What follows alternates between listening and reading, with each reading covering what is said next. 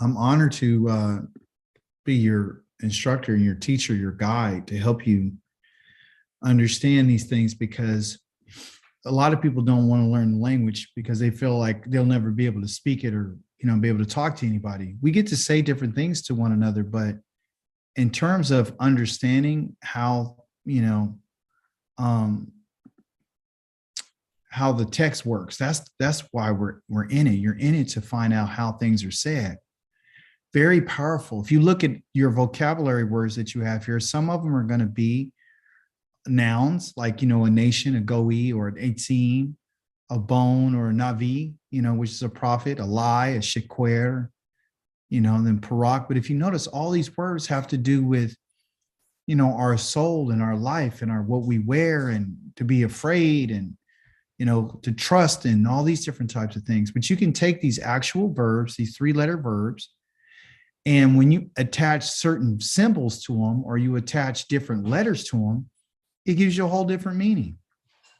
That's why one Hebrew word can be recognized in several different ways. You learn one Hebrew word, and then you learn all of its different ways that it can be said in its tenses, and then you learn all of its conjugations, right? Multiply times 3, that's a lot.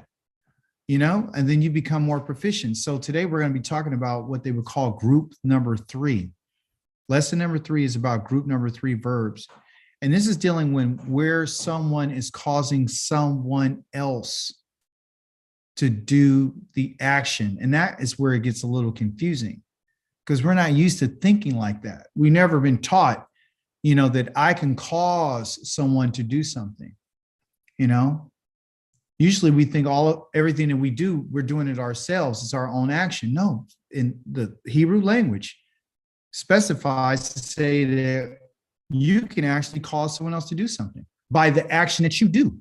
Okay. And that's significant because in the Torah and in the scrolls and in the prophets, you'll find all the times where the creator is saying that I've done certain things, that everyone is trying to take credit for what I've done. And that's a problem. So in our previous lesson, we learned about group number 1 and group number 2. Group 1 is dealing with the simple ways. Group number 2 is more of a forceful way. So today, group number 3 is those things that are causative, okay? Meaning that we're going to cause someone else to do an action, like feeding or causing someone to eat, okay? So as they discussed in lesson number 1, verbs in this group can be recognized easily, right, as a hey is attached to the front of the root. The root consists of 3 letters. So they break it down and they let you know what the root is, and then they let you know what can be added or subtracted from it, okay? So from what we understand from lesson number 1 and 2, and we're in lesson number 3 today, everything we're going to be talking about is past tense. Everything that's already happened, meaning that it's past, it's meaning it's in a perfect position, that it's done. If something is past and is perfect, right, it's done. Perfect is a conjugation, meaning it's finished, it's done. There's nothing that anyone can do, okay? So we also learn not to mix things up, but not to confuse you, but to let you know that the letter hey has several ways that it can be used. It can be used as a definite article, meaning pointing you to whatever it is, a noun. So hey can be used as that, okay? It can have like ha, or it can have a hey here with 3 dots and all those different types of things, okay? Or it can have the 1 dot. So what it happens is, like, when we look at these words, we get confused because we're like, okay, how do I know that this hey is either part of the word? The hey, is it a definite article? Does it mean the? Or is this hey a causative, something that you're causing? Or is the hey itself a letter that's part of the word, like haya? It could be part of the actual 3-letter root. So you got to be able to recognize that. And the easiest way for me to explain this is that the hey that's attached to a verb, okay, is going to be different than the hey that's attached to a noun. Well, how do you know the difference between a verb and a noun when they both come in 3 letters? So how would you be able to know? Somebody take a guess. How would you know which is a verb and which one is a noun? Guessing the words that surround it. Yes, perfect. Because in Hebrew, a verb and a noun can literally be the same word. Okay. So you can have the word like here, a call. Okay. The verb of it is to eat. Okay. The noun of it means food. Just like that. So you're absolutely right, Dr. Yared. It's the words, it's the context of the sentence that will let you know whether something is a verb or a noun. Okay. But also, too, there are other things that'll let you know that I want you to be aware of. Okay. On a verb endings, they're different than noun endings. So let me explain to you what I mean by that. Okay, so there's a difference between a verb ending and a noun ending. When you're dealing with a verb ending for I, okay, it's going to be T, like this. Okay. If you're dealing with a verb ending for you, it's going to be a tav again. And it's going to have a like that. That means you. Okay.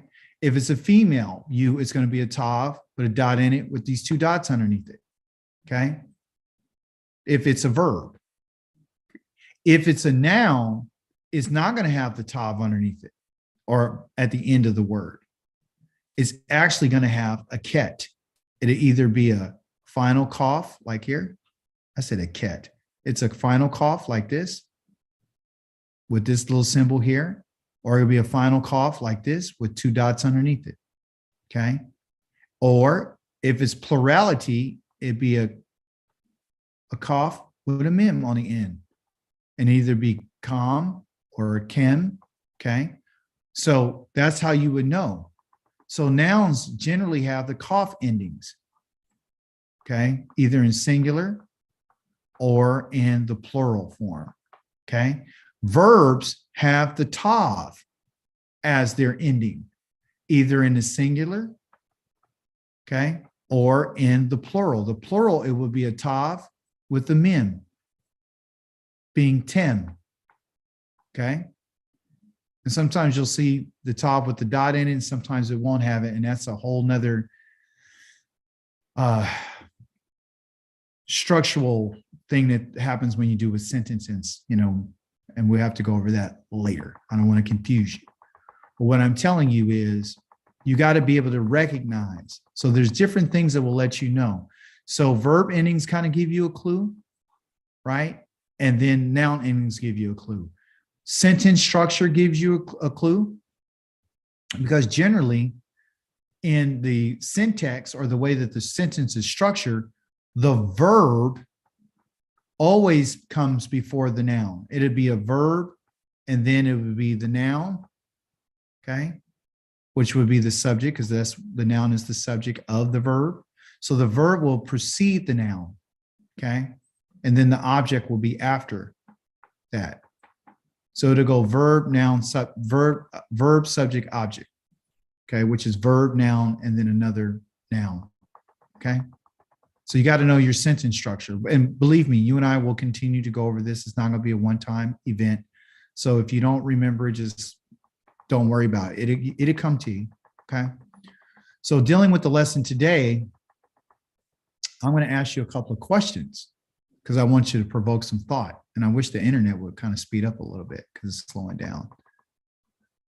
So in our first example that we have here, right, I'm going to read the sentence and I want you to tell me what the verb is, okay, over on this side. I want you to tell me what's going on over here, okay? I'm going to read this over here and I want you to figure it out, all right? Because this is nothing but pieces to a puzzle, okay? So we know that the letter hey means cause someone else. That's all you got to remember, cause someone else to do something, okay? Whether it's to eat, or to wear clothes, or whatever it may be, to believe, okay? So let's break it down. So you already got this part, cause someone else. To, cause someone else. 2. It's already here. The hey is what it is. Okay. That's what the letter hey does. In our sentence, I caused someone else to eat. What letter in Hebrew represents the word or the noun or the pronoun, excuse me, I? The top and the yod. Thank you. Bingo. Perfect. Okay. Now we got that. Cause someone else to. What letter? The hey. Thank you. Okay. So we got that for the pink.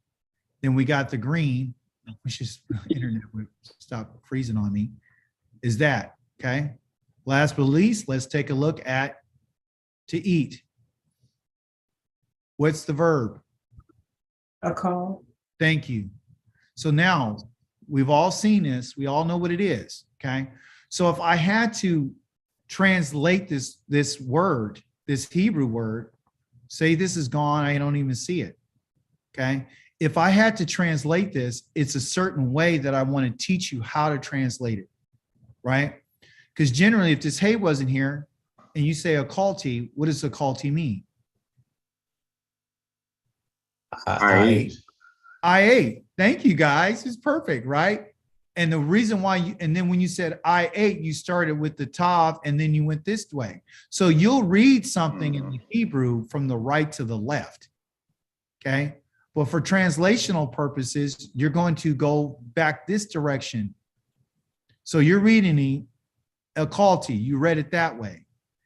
To translate, you go back in the opposite direction. So your brain has to start looking, you'll read it this way, and then the challenge is to go back this way.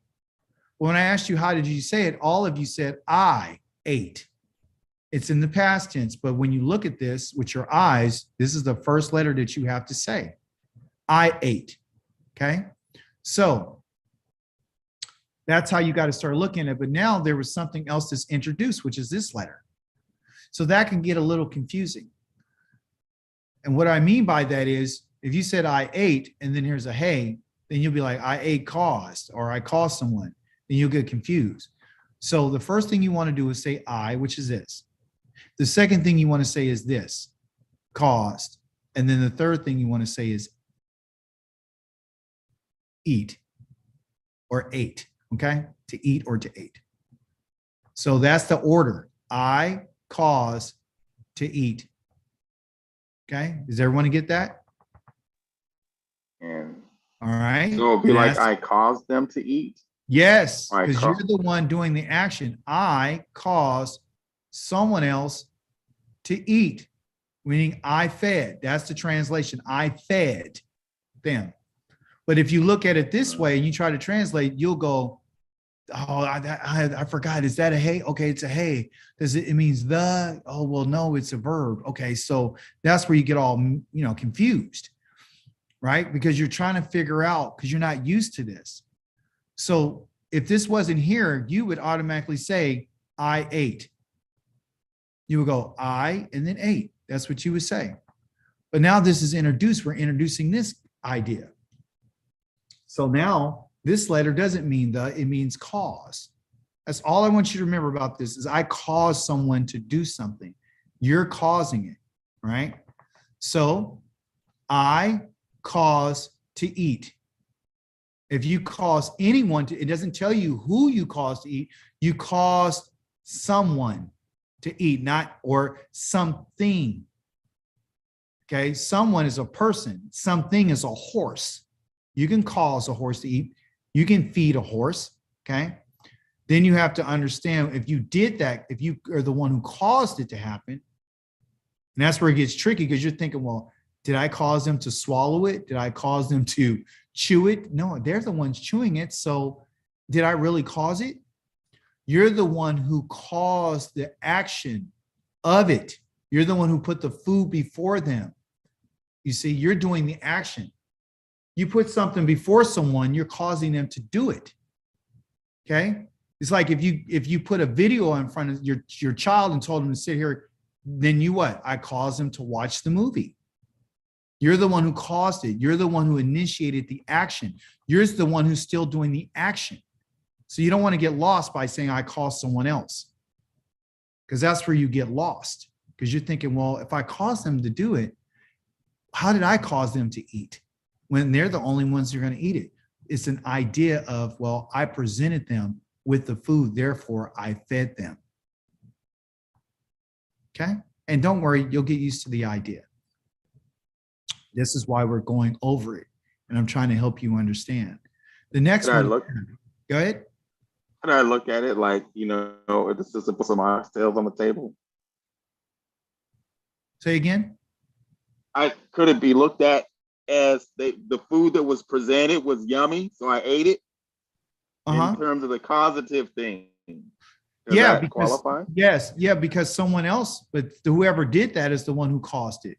Whoever put the food on the table is the one who caused you to eat. Okay. If you fed Hold on. yourself, that's different. If you put the food on the table yourself for you, then that's called something else. I don't want to get into that right now. I just want to talk about you causing someone else to do something.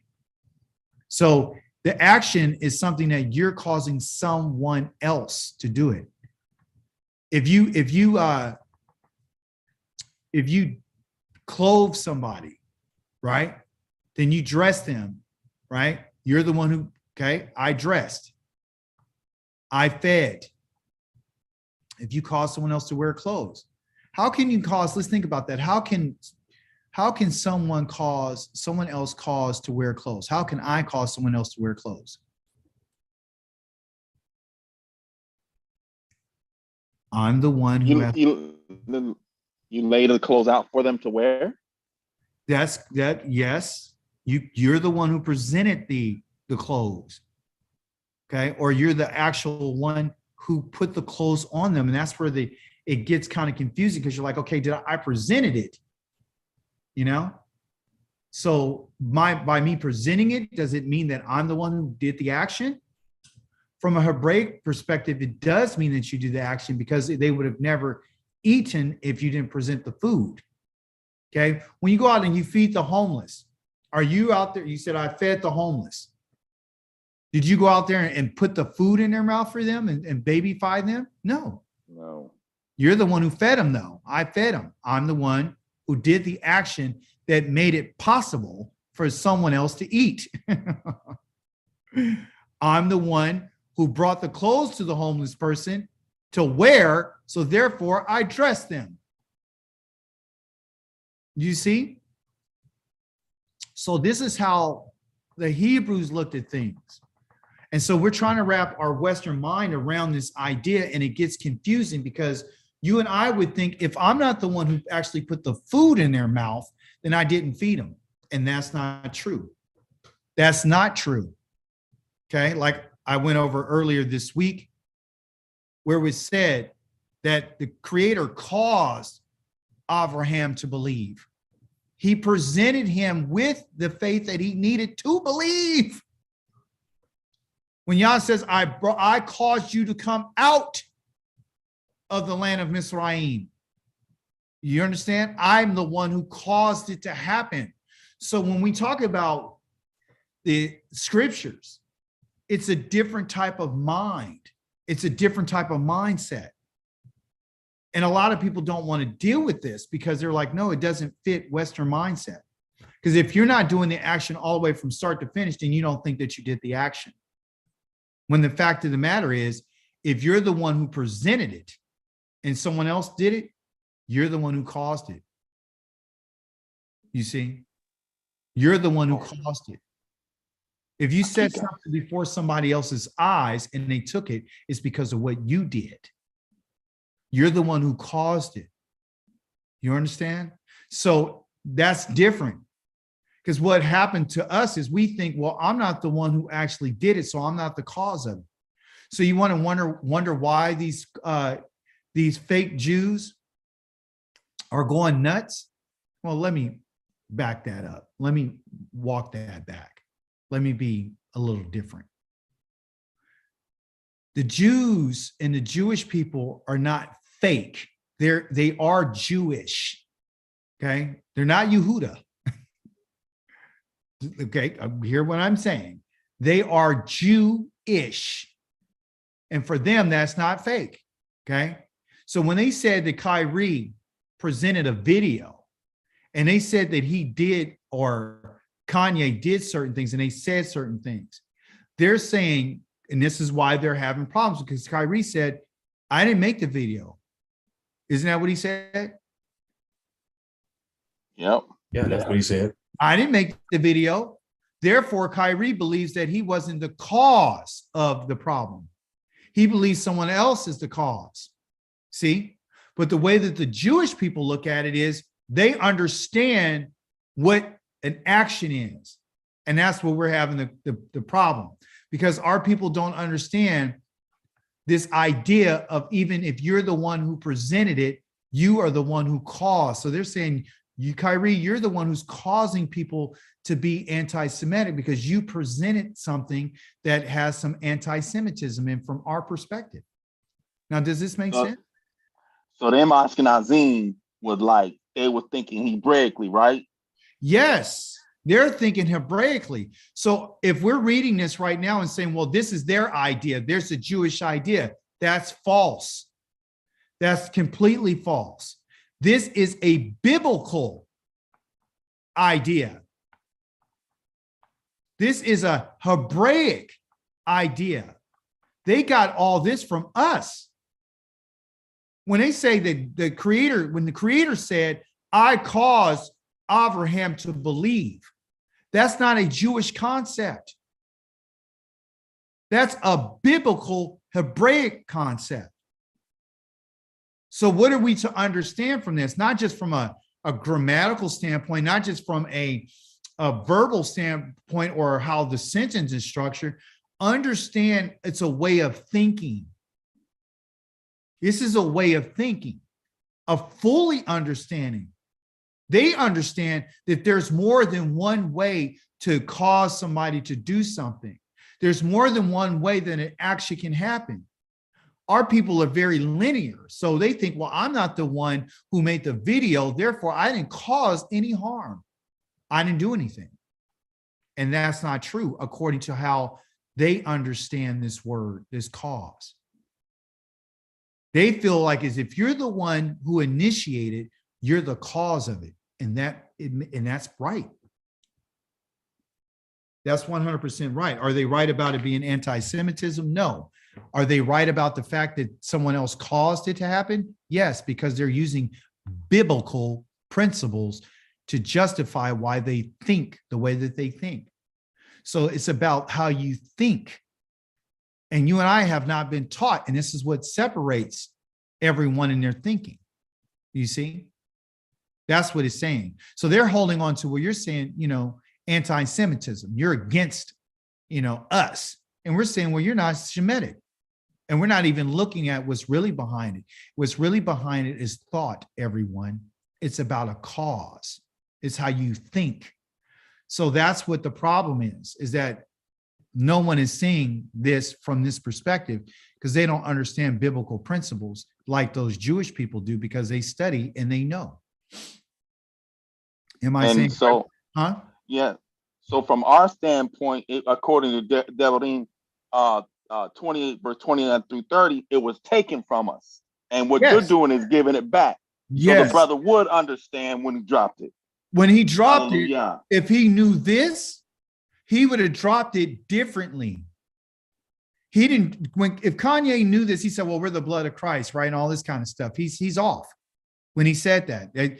Remember, we got to understand when we're talking about thought is more powerful. When these people speak, they don't really know what they're saying.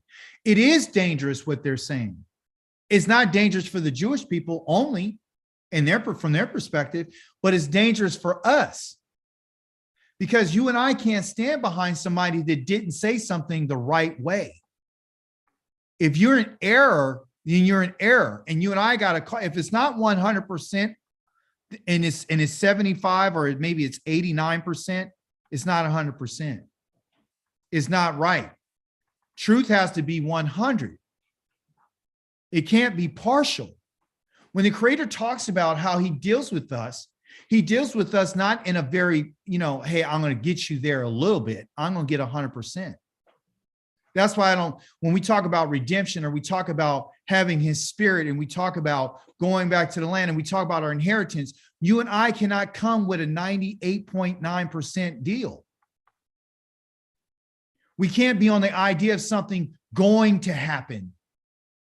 It's in the process of happening, right? Either in the Hebrew thought, listen to me very carefully, either something is perfect, 100, or it's imperfect. It's imperfect, meaning it's less than 100. We have to understand this. I'm not trying to teach you grammar only. I'm trying to teach you the way that we're supposed to think. If you and I set anything before anybody, we're the cause of it. And when we accept this, when Yah says what he says to us in the Torah, you and I would better understand what he is saying. If Yah was the cause, and just let's look at that. If Yahweh is the cause of something, we're giving him 100% credit. We're not going to minimize him in his work. The thing that Kyrie and Kanye and all of them could have done is they could have gave the Jewish people 100% credit for being Jewish. They could have acknowledged, well, you know what? You guys did go through the Holocaust, and that's fine. They could have done that. But what they could have done too is given 100% credit, right? And this is where they made their mistake of saying like, hey, you know what? We're not looking to you to change anything about you. That's where we make our mistake. We're like, okay, this is the problem. We're like giving them credit in a sense of saying, okay, well, you guys are Jewish, but we're going to minimize your Jewishness. We're going to minimize you on the Holocaust. We're going to minimize you in all these different ways that we possibly can, because the moment that we minimize you and we start deducting from you, I wish my thing would come back on. It's very powerful what Yah is about to reveal to us. If we start minimizing you and I start taking away your credit and I just keep going down, down, and down. So if I'm making you down to 75%, that means I'm trying to put 25% on me. I'm trying to increase my numbers to justify my existence. And this is where they made their problem. They made it about the Jewish people, and they should have never done that. Let them be who they are. Let them have their Holocaust. Let them have their Talmud. Let them have all those different things.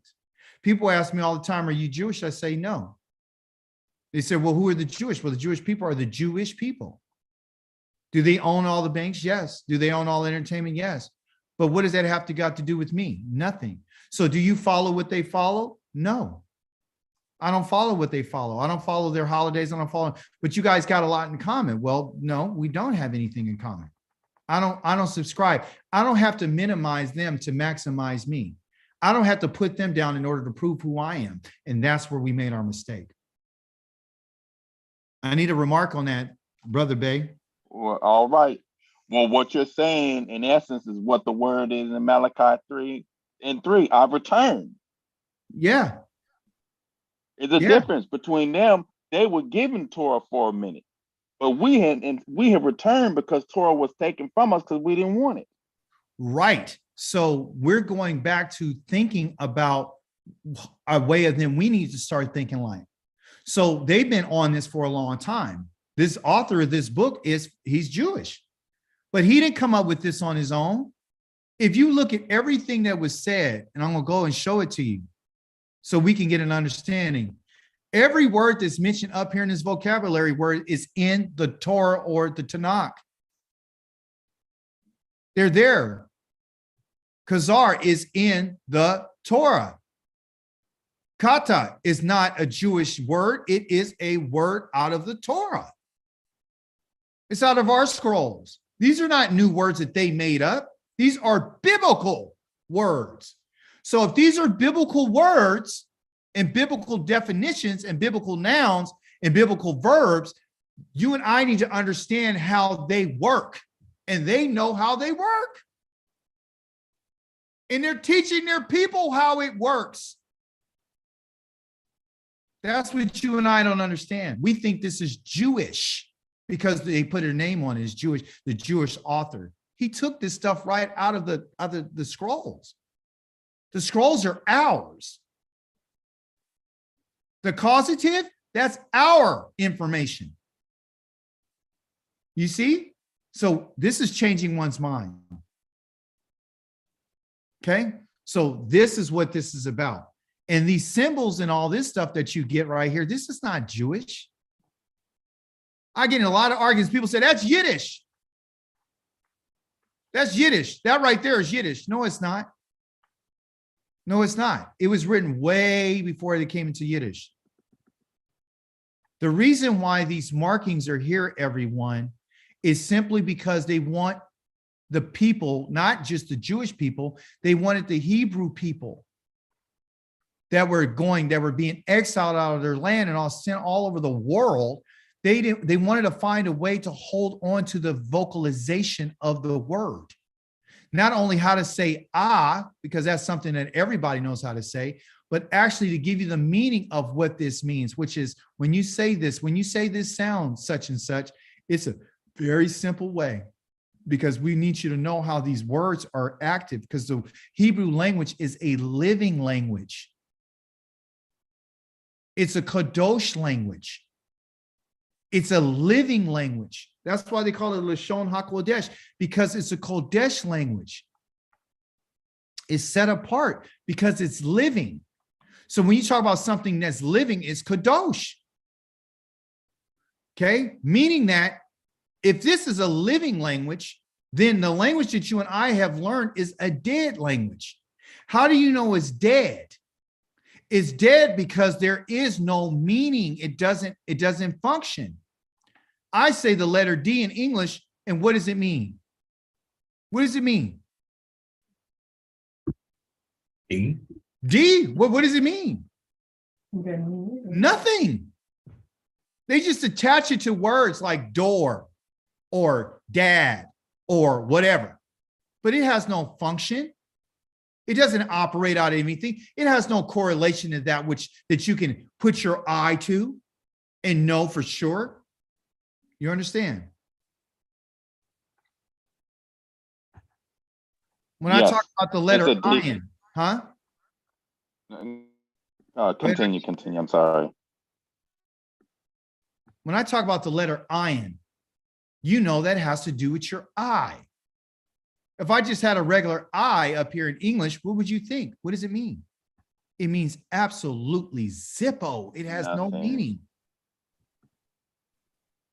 So their picture graphs or their scripts and letters have no life. They don't mean nothing.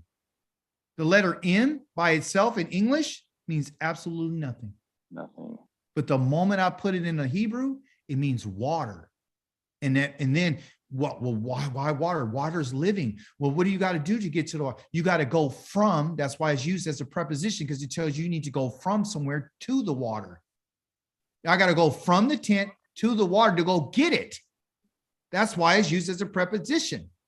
I had to come from the water to bring it from there so we can have something to drink. You see? So that's the beauty of the language. So I'm careful about, I try not to criticize. I try to give people the credit that I'm not going to take the credit from the Jewish people. Let the Jewish people be the Jewish people. And let the Hebrew Israelite be Hebrew. Let us be the one who crosses over. They don't call themselves Israelites. Yeah, I think in the Jewish almanac, I forgot what page, but it says, don't call a Jew a Hebrew. Don't call a Hebrew a Jew. There you go.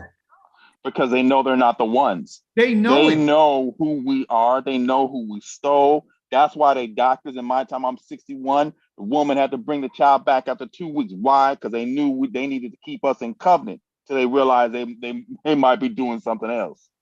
Yes, their name, just off the sake of They don't even call on the creator's name. They don't even call his name.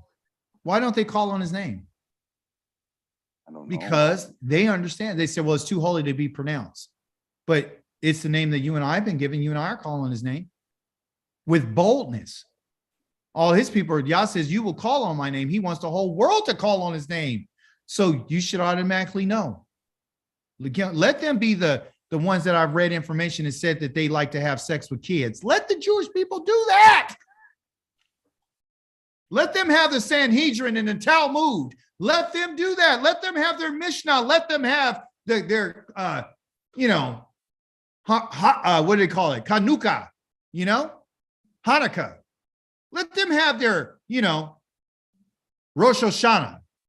Let them do what they want to do. You be who you need to be. Okay? So in group number 3, it's about this letter hey that's in front of any kind of root. Okay? And it means that you're causing someone else to do the action.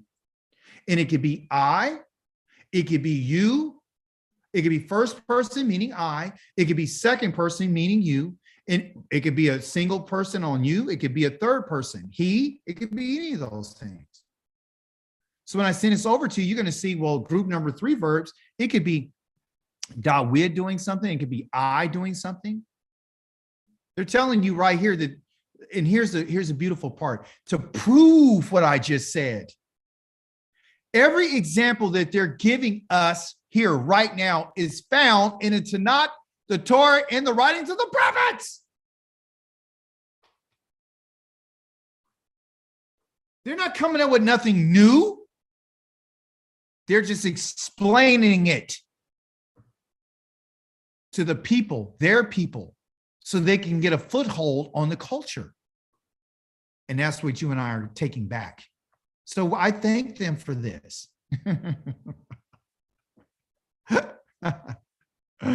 Woo! All right. So what do we have? I caused you to eat. It's right here. Dr. Urea told us what the I is. That's first person. Ethkim, letting you, plural, note that I fed you. Did I feed you in a singular or did I feed you in the plural? Right here, I fed you plural. Where? In the wilderness, Bamidbar. Right there. And we can find out where in the Torah. In Deuteronomy chapter number 8, Davarim. You see why they don't want us to know this? So when Yah talks about I fed you, that means I'm the one who caused you to eat. I'm the one with the power who did it. I'm the one who caused it because I'm the one who took the action so you could eat. Give credit to where credit's due. That's Yahweh. They're not telling you right here that Yahweh's the one who's speaking. Yahweh's the one who's speaking right here. If you knew your Torah, you would know that, right? Look at the next one. Okay. You, first person, second person, third person. Somebody tell me, is it first person, second person, third person? On himlak ta. First person, second person, third person. First person? Is it first person? Ta. First person is T. T. Right here. Which is me. Okay. I. That's I. Ta is you. Himlak ta. Okay. It has this underneath that tav. If it was this, 2 dots, it'd be a woman. If it's a man, it's going to have this. If it's a woman, it's going to have these 2 dots. Okay. So listen, and it's you, and it's singular. Okay. Points you directly to what I caused.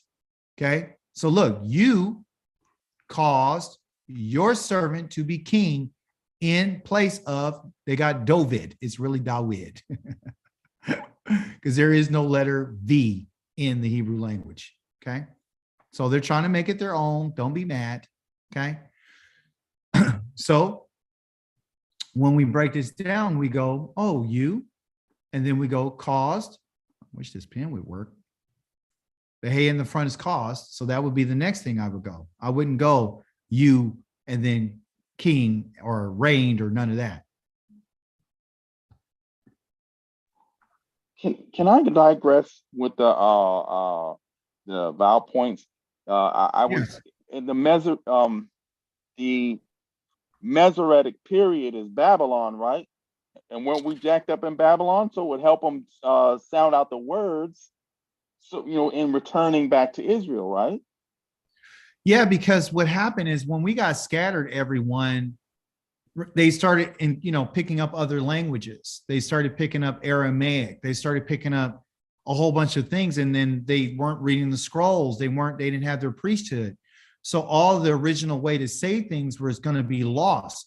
So what a group of scholars did is said, listen, we need to, and we would think that those are Jewish scholars, and it's not. They're not. There's our people. We had scholars as people. We got priests as our people and kings. What they said is, let's make sure, okay, that if you were to say a call, you would not forget how to say it, and you would know a call meaning a simple way versus e call. That's all it is. I'm trying to show you that I need you to remember how your mouth made this sound, because it would tell you how the action was being done. So call is simple.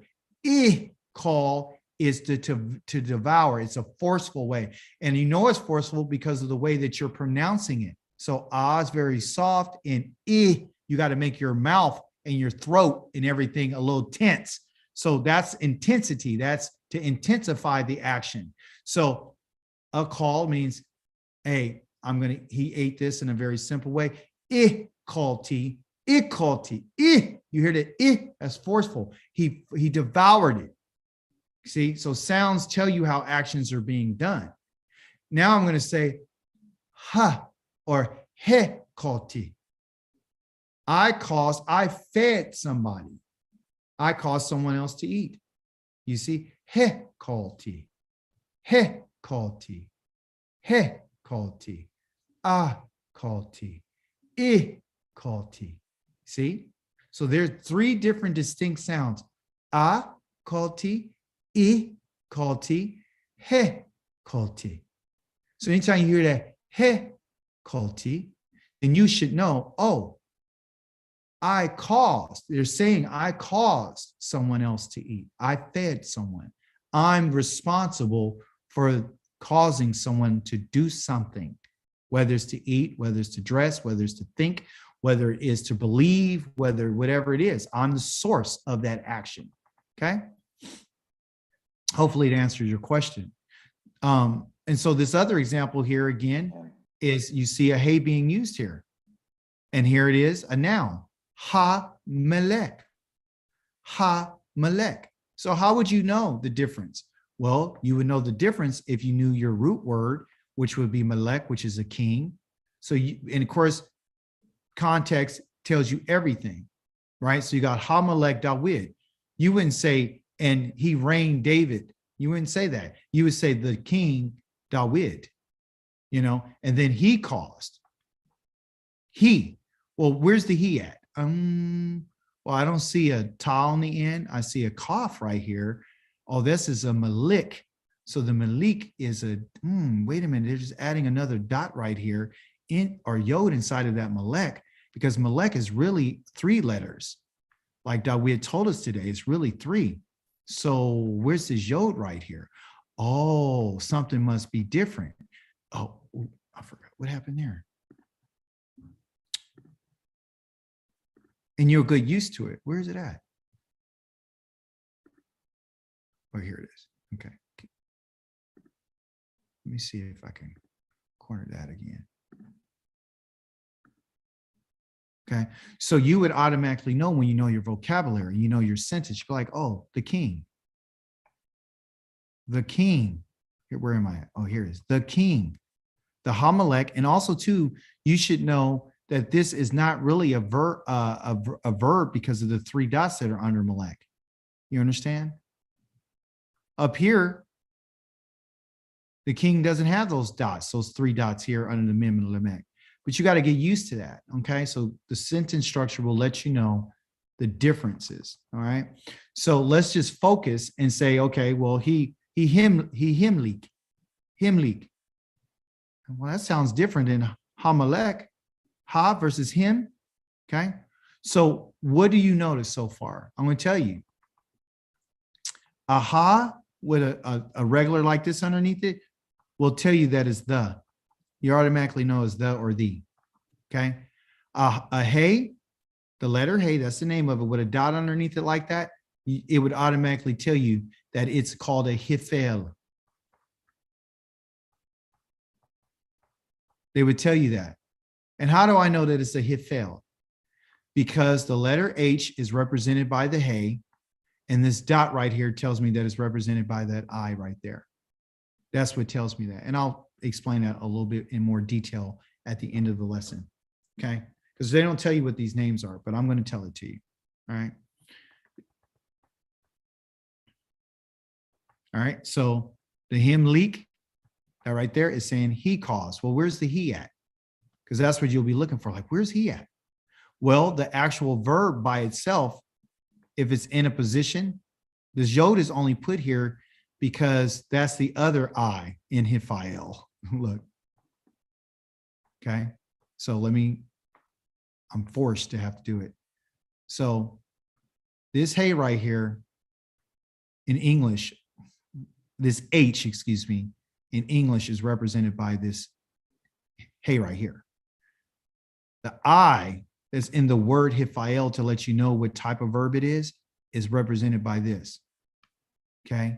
The next I, which is this yod right here, is represented by this I right here. Okay. And this actual name right here means actual to cause. Because in the Hebrew, they use different names to represent actions. And I don't want to confuse you too much, but let me just show it to you right quick since I mentioned it. Because I'm going to send this over to you and I want you to understand it. In your lesson, at the end of your lesson here, I'm going to send this over to you. You're going to see these boxes up here, okay? They don't tell you these names right now. They'll tell you later on in the book, but I was like, well, why are they mentioning right here?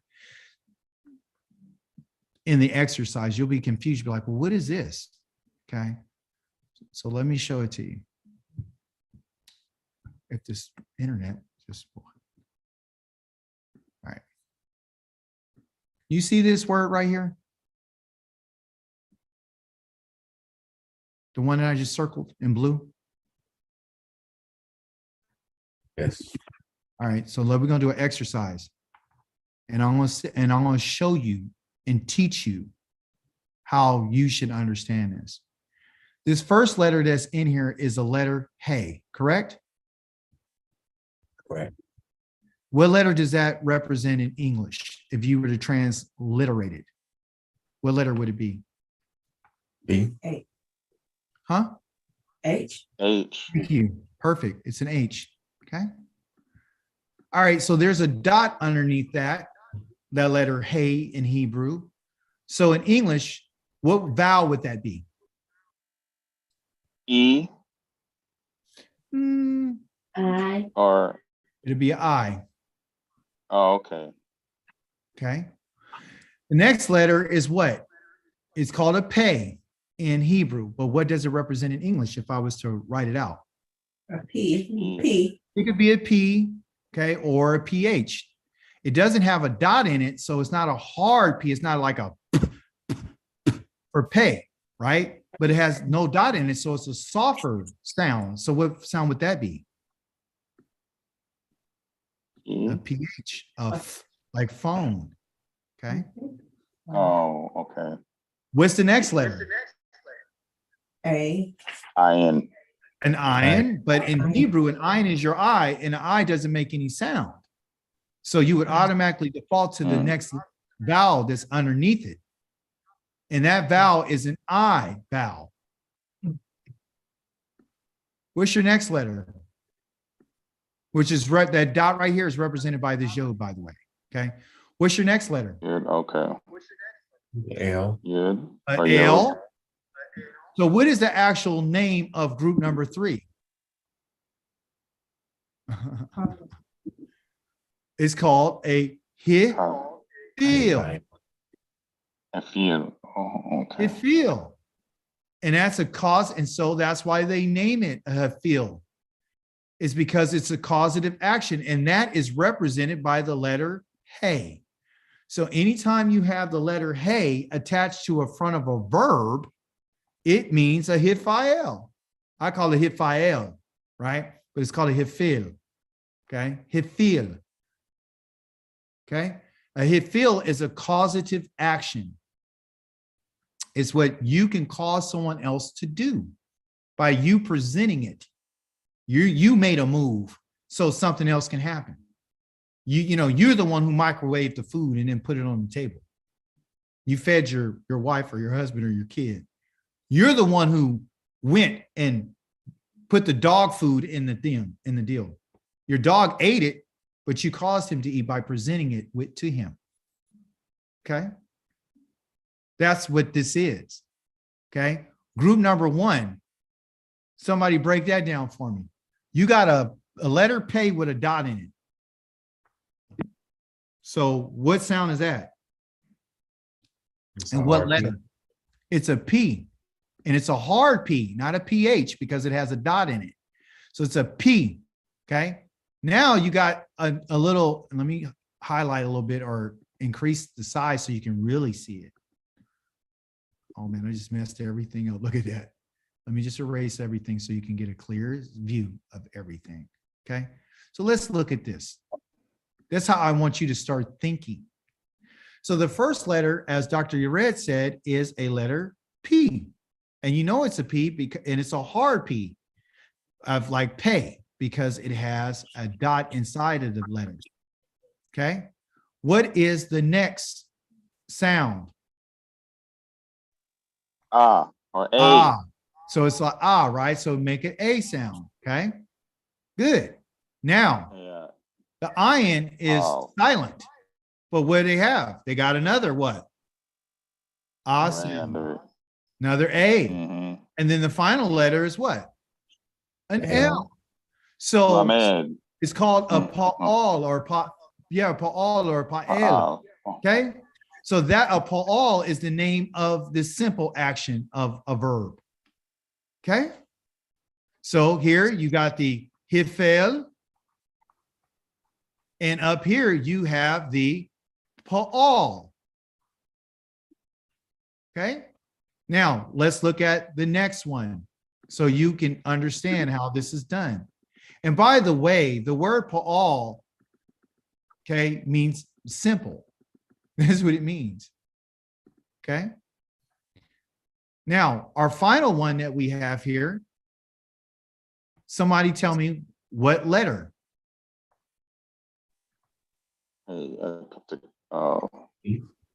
P, and it has a dot in it, so it's a hard P sound, like play. Okay. The next letter or sound would be a vowel. And what's that vowel? E. A. That dot right there. I, like in pie. Okay. But they pronounce it like P, like in it. Okay. Like it. Okay. It's an I sound. Okay. So P, right? These two here is what? That is an A sound. Okay. Okay. In which, in case in English, they would put this as an E. Okay. And then the final letter is what? A lamed. L. So what sound, what's the name of this in particular verb? PL. PL. So we got a pa'al, we got a PL, and then we have a hithel. And then I'm going to teach you about a hithpa'el. You understand? These are all different ways that something can happen. It's in all different ways that something can happen is how a person can say something and they only say what they think. And what you think is what you will do. And what you do would be an action. And your action will turn into a verb from a grammatical standpoint. So then you have to understand that there's a structure of verbs and how it is structured. And in the verb structure, there are what they would call roots. And roots have either a parent who started it, who have a child. And then if you can't have any children, you can adopt, which is called an adopted root. You're adopting someone in your family. The structure is like a tree that grows out of the ground. The tree stem is what you would call a stem bough. The parent is the roots that are underneath the ground. The stem is the child. And out of the child comes different ways on how something's going to be done.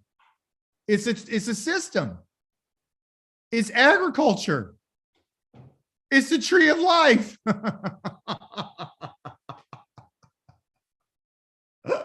Hallelujah. Woo! You guys got me on one. You hear me? And you're going to learn this system. You're going to learn how to think. You're going to learn when you say something, you can say it in a forceful way. You can say it very softly. So next time you ask somebody, hey, can you hand me over the channel changer? You know that that's in a very simple, very casual way. Hey, you hear that? That right there is forceful. So you know right now you're being forceful and you're being intense, and therefore you're operating in a PL form. If you've been in some of my classes, you know I always say that Yah spoke to Yisrael in a PL. I'm speaking to you in force, and I'm talking to you in intensity, because you don't understand this. I can't talk to you in a PL. Because if I talk to you in a PL, that means that you're not stiff-necked and you're not hard-hearted. And it means that your heart is not of stone. I mean, your brain, your mind is like totally just dull. That's why I got to talk to you. I got to talk to you this way. I got to put some force and intensity, because for whatever reason, you don't get it. Yah has never spoken to Israel outside of a PL. But the actions that he does a lot of hithel for Israel. He does a lot of it. So you can see the action of what speaking and actions of causing someone to do. So the verbs are those things that can be said and spoken, but they're also things that can be done. It's not just about talking, it's about doing. Okay. So let me show you one last thing. I'm not going to keep you long. I always keep you guys a little too much. Here, let me share it with you so I can soften up your hearts. So you'll know, like, okay, this is the reason why this man be going nuts on it. And he's been trying to, he's always intense. And what's wrong with Dawid? Is he mad? Already brought you to Genesis 15 and told you about what that's about. But Dr. Yared brought us something the other night. He's like, hey, that means that everything that he's done for us is like, when he said, I will, that means that he's doing it. Yes. Here's a great example. I told you Shemot, or Exodus chapter number 6, verse number 6. Listen what Yah says. This is what he says. Okay. See if I can see over here. Okay, he tells in verse number 6, therefore, Lacain Amer, meaning say, I need, and it's in an imperative. And we'll go over that later in our verbs. You'll understand what an imperative is. It's a command to the sons of Israel. Okay, that's what he says. He says, Ani Yahweh, I am Yahweh. And look at here. Here's a hifel. They put the letter F there, but it should supposed to be a PH. Okay, don't let it disturb you. Okay, what did he say? He said, well, Hotsethi. Let's break it down. Let's put what we learned into practice. Well, Hotse. Okay, so in here, this letter Hey right here tells me that it's what? It's a hifel. Okay. There is a root here called ze or tza in its original form. If I was to click on this right quick, which I will, you see all these letters that you got here? Let's see all these letters.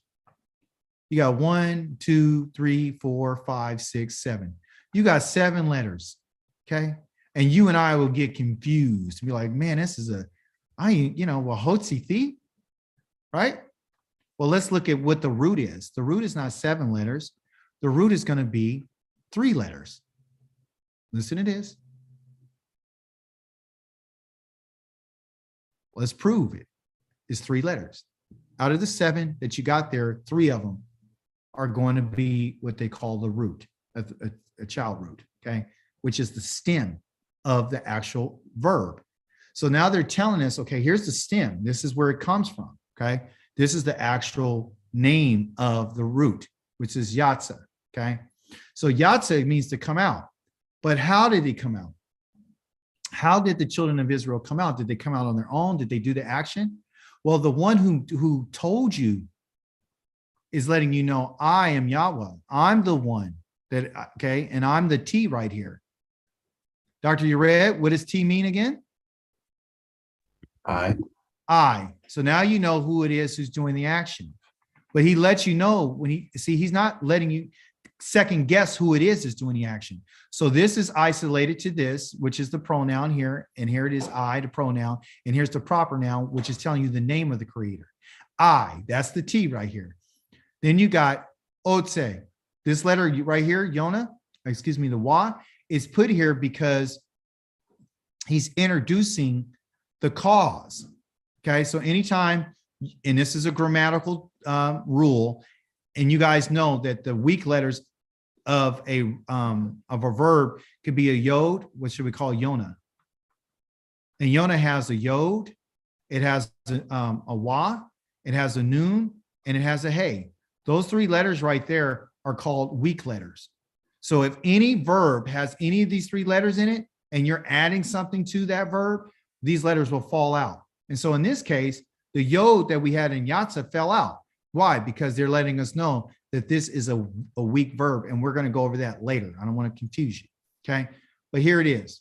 This part right here means a hiphil, and we learned today that this is the cause. It's causative. So who's the one causing it? I'm the one who's causing it. I'm causing someone else to do something. And the I here is Yahweh. Okay, and I emphatically told you that I'm the one speaking to you because it says Ani. I am talking to you, Israel. I'm speaking to you, and I'm telling you that I'm the one who Hotsethi. I'm the one Hotsethi, not you singular, but you Etkem. The eth right here is a direct object marker called an aleph and a tav that's pointing directly to you. The chem right there lets you know that you're the second person plural. Okay, that mem right there tells you. Then I'm talking to you. People, plural, not one, not individual. I'm talking to the group, Yisrael. Okay, the reason why it's identified as a masculine plural because there's a male that's inside of this group. When you're female and you're there, honor and respect is given to the male. He has to be represented. Okay, if it's all females, then of course it'd be, and that wouldn't be et kem, it would be et ken. But it's not et ken with a final noon. It's an actual mem, okay? Representing the masculinity of the group, giving honor to that, okay? Well, I want to show you here is that when he says, I will, okay? But here it says perfectly. So I thought I will is future tense. So this is confusing, Dawid. Why does it say, I, Yahweh, and I will bring you out? And then it says perfectly here. Because the writer, the one who's giving this command, is telling you something in their mind that it's already done. So this is not a proper interpretation because it doesn't, I'm the one who will cause, I'm causing you to come out, but I've caused you to come out perfectly because in the mind of Yahweh, right, it's perfect. Because the T on the end tells you that guess what? This is perfect. It's in the past. Anything with on the end of this tells you this letter on the front of it and this one right here, which is a conjugation, that just means and. And then this here is causative. Okay, I'm going to causative. I'm going to cause it to happen. I've already done it. But in the mind of the one who's writing it has a mind that says, you know what? This is already done in my mind. It's already done. So if it's already done, guess what's happening? If it's done in the mind of the person who's telling it to you, because you got to remember that the way that they write things, sometimes they write it in imperfect, meaning it's going to happen. Sometimes it's written in a perfect. So I'm asking the question, I'm presenting to you and explaining to you, why is the creator telling us that this is already in a perfect? Because in his mind, it's already done. And if it's already done, that means that you and I just have to go through the motions. That's all. So when Yah says, I've done something for you and I'm going to cause it, he can be speaking to us like it's already done. In his mind, it's already done. Now you and I are just going through the motions. It kind of goes back to what Dawid said, when you birthed me, or before I was born, you wrote down all the members of my body. All of my days were what? All of my days were already numbered. All of my days were already written out. All you and I are doing is just playing out what Yah has already designed. You understand? So that's what that's about. That's what that causative is about. And let me just, I get going, and I don't want to, I say stuff, but I don't want to leave you like hanging. I don't do that because I don't want you to get confused. Okay. I don't want you to get confused. And that's what a teacher, you know, as teachers, we kind of sometimes do some stuff, but we have good intentions, so don't be upset with me. Okay. I know you guys got lives, and I just want to end this right quick. Here you go. But I want you to leave with this on your mind, and when you're thinking tonight, and when you go to bed, I want you to think about this. Okay. So Dawid said that, and now we can understand when what he says is, okay. It's in 139, if I'm not mistaken. Yeah. He's telling him, hey, if anything happens, you know where I'm at. This is what he says. Dawid said this. Dawid said, oh, forget all these freaking ads. He said, you know, for you fashioned my inmost being, in verse number 13. You knit me together in my mother's womb. I thank you because I'm awesomely made, wonderfully. Your works are wonders, and I know this very well. My bones were not hidden from you when I was being made in secret, intricately woven in the depths of the earth. Okay. Let me see. Oh, here it is. Your eyes could see me as an embryo, but in your book, all my days were already written. My days had been shaped before any of them existed. You see?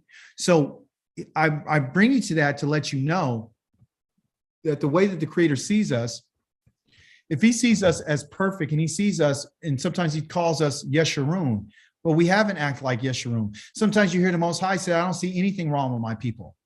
And you'd be like, no, wait a minute, you just called a stiff neck. Sometimes he say, oh, the righteous one. That's what Yeshurun means, the upright one. Or you'll see him and says, I don't see any lies in my people don't lie, because that's how he sees us. So he'll let you know who you are, but then he'll tell you how he sees you perfectly. So everything that you and I are doing, this class has already been written out. That's why it's happening. That's why it's come to be, because this has already been designed. So anything that you do in your life, it's already because it's been written out for you to do. You're just playing it out. That's how powerful Yah is. So you and I would like to think that life for us is just a happenstance and circumstance. And it's not. This is not circumstantial. Those are what Western thoughts. What Yah has told us and what he's saying to us is everything that you're doing right now has already been laid out. It wouldn't, if it wasn't and it didn't exist, then it wouldn't happen. This day has already been designed, even though it's fresh and it's brand new.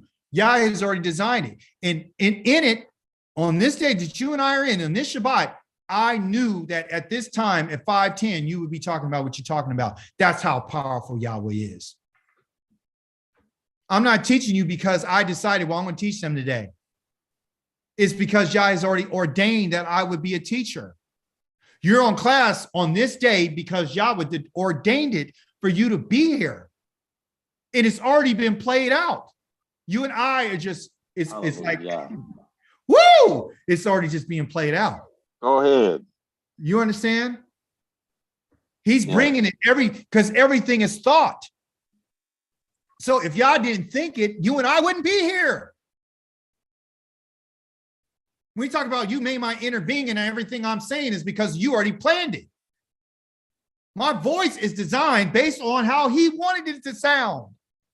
That's why I sound the way I sound. I look the way I look because he designed me this way. I'm animated because he made me this way. And there's nothing I can do about it. If you're going to walk with Yah, it's because he designed it that way. If you're going to stay wicked, it's because Yah says that I know who you are. You want to be wicked. Pharaoh was the way he was because Yah said this is the way he is. And he hardened his heart because he knew exactly that's what he was. The wicked were designed for the day of destruction. That's what it says. Everything is playing its way out because Yahweh had already seen it. So everything we do is not new for him. You see? So if you and I understand his thought of causative, then you would get what Dawid just said. If we know what causative is, when he said, I brought you out, you would say, it's done. And if it's done, then you can trust him. And you would know, oh, he did that for my father. He caused him. So why? Because he wanted to. It makes it, the relationship even becomes more special for us.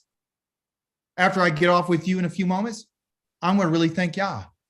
Because he didn't have to cause this for me. He caused this for me. He gave me this. And he gave it to you. You understand? And out of everybody that he could have chosen, he chosen you and me. He didn't have to choose us. He didn't have to cause nothing to happen in our lives. Not for good. He put us in a position. That's the beauty of in the mercy and the love and the compassion. He put you and I in a position so you and I could respond. That's why he gave the faith that he gave to Abraham so he could respond. Even though Abraham had doubts and asking questions and laughing and wanting more details, the Christian faith told us, well, he believed. He didn't believe outside of himself. He did not. Hey, if Yah didn't care about the land of Nineveh that we went over today, he would have never sent Jonah to that place. He presented them with options, and they made a right choice. Okay. By his doing that, by him sending a message of death and destruction, they moved. They undressed themselves. They did a Hithpael. Yahweh caused this man. He caused Jonah to go there. And he gave him a message that was a causative message to cause the people to think. So everything has to do with thought. And that's what gets us in trouble. It's because the way we think. Any remarks? Hallelujah. Oh, yeah. So basically, when that passage you started on, it tells us, since it tells us it's already done, it means then we can just bank on what he said. It's guaranteed. It's guaranteed. Mm-hmm. Anything that's causative from Yah is a guarantee. That's what's beautiful about it. It's already done. So if you know that, okay, then you wouldn't be worried about nothing. That's what he's telling me. If you know what I said and you trust what I said that I caused you to believe, then you would Hithpael. You would walk in the way that I told you to walk if you understood what I did for you. This is the recipe that Yah gave to our ancestors. Because they know how to think. They're not trying to take credit for what Yah has done. They're walking in what he's done. That's the boldness that you can walk in. You can Hithpael. You can cause yourself to walk in this when you know that it's him who has caused this to happen. You didn't cause yourself to go into exile. I sent you. I caused you to go in exile. Now, what are you going to do? Well, I'm going to Hithpael. See, I'm talking to us in terms now that you and I need to understand. I'm going to Hithpael now. I'm going to reflexive. I'm going to do something to me. I'm going to cause myself to do something. I'm going to respond appropriately according to what you caused. Did you cause the sun to shine today? Yes, you did. Therefore, I'm going to walk in it. You understand? That's what he's saying to us. You got to do your part. I've done what I'm going to do. I've caused a lot of things.